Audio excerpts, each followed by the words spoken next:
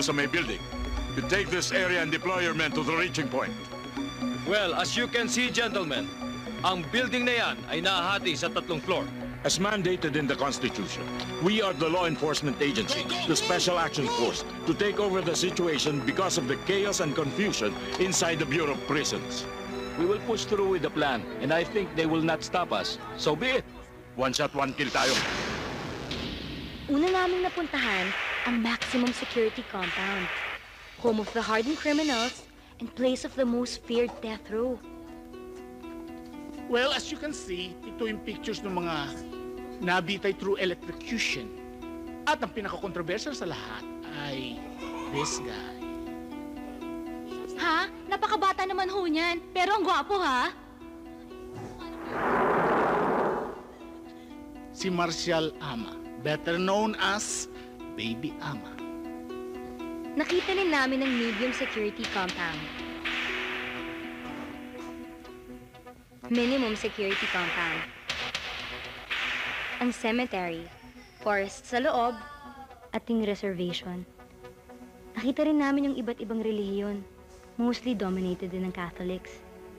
Yung matataas at makakapal na pader, yung mga barbed wires na parang concentration camp, at ang pinaka nakakatakot sa lahat, yung iba't ibang deadly weapons na nahuhuli sa loob na first time naming nakita sa buong buhay namin.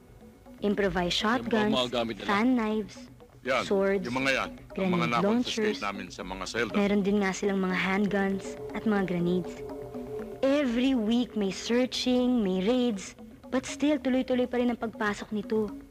Depende sa demand ng 13 gangs na just nag-e-exist remember, sa you loob. could come back here anytime you wish, but make sure hindi kayo convicts.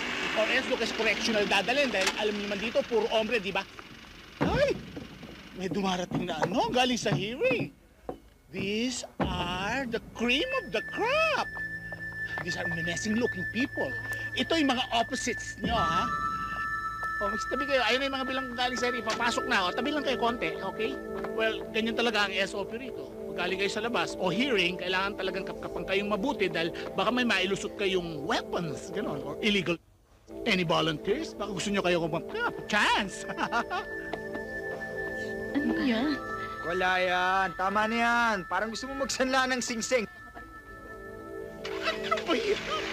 Ay! Parang mali! Sige, pasok na yung mga yan. Tara. Yan, ako na. O ano, mag-i-interview na naman kayo. Ay, tumigil ka po, Magnum. 22 lang yung dala mo, pillets pa.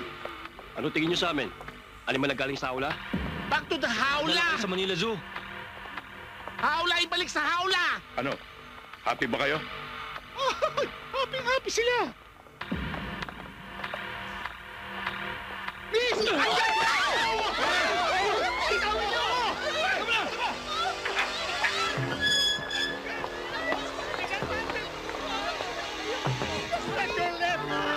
Kami na bahala sa baba. Angel, ingat ka sa medium, ha?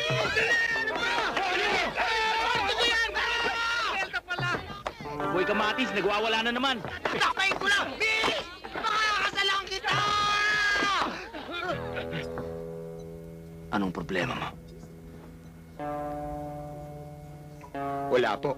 Si Angel lang palang kinatatakutan mo, ha? Bitawan niyo, sir.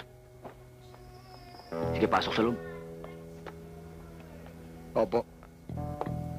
Ano? Hindi umubra pa andar mo, no? May kanya-kanyang storya rito. At ito ang storya ko.